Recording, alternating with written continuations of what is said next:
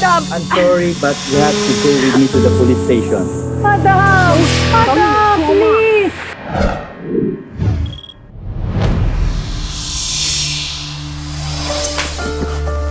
Ate?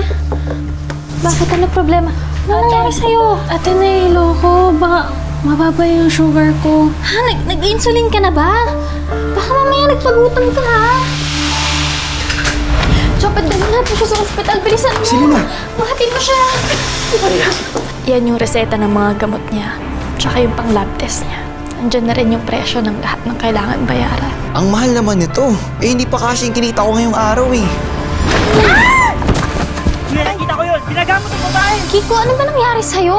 Kanina pa ako sinisingil. Asan yung pera? Ate, naka-aksidente ako eh. Wala akong choice. Ay, pag-areglo, binigay ko na yung pera natin. I really need this job right now. It will take me about a week. Once again, sir, thank you so much for this opportunity. Diyos ko naman, 1 week pa. Eh, paano yun? I-due date na natin next week ha. Baon pa ni Selena, tsaka pang insulin niya. Naku guys, galingan ninyo para... Kita! Yes. Jopet, Yes po. kakasimula mo pa lang dito, hindi ba? Opo. So ano, nakita mo na ba kung ano yung proseso namin dito? Opo. Kakayanin? Kakayanin, madam. Kakayanin. Good. Mars, pasensya na, pero utang sana ako. Mars, sorry. Kakabayad ko lang ng tuition eh. Kahit konti. Sorry talaga, Mars. Sige, salamat na lang din. Ate, may balita na ba? Wala akong mahanap na mautangan eh. Itawagan na kasi natin si nanay. Kiko, ilang buwan na natin siya tinatawagan. Kulang na lang ipahanap natin siya sa Hong Kong Police. Tapos ngayon sa tingin mo, sasagutin niya yung tawag natin, ha? Eh, baka naman busy lang siya.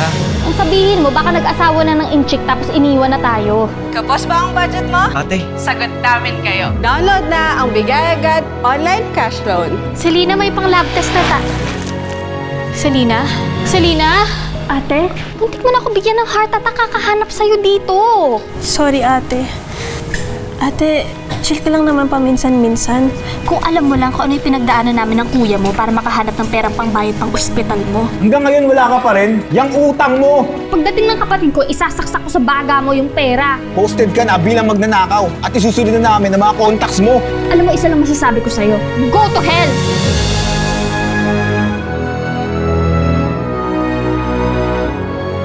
Nay, kung nasan man kayo, sana naman magparamdam ka. Kasi hirap na kami dito. Kailangan namin ng tulong mo. Paano kaharapin ng magkakapatid ang buhay nang sila-sila lang at wala na ang kanilang ina? Tungkol dyan ang ating tampok na kwento dito lang sa Tadhana.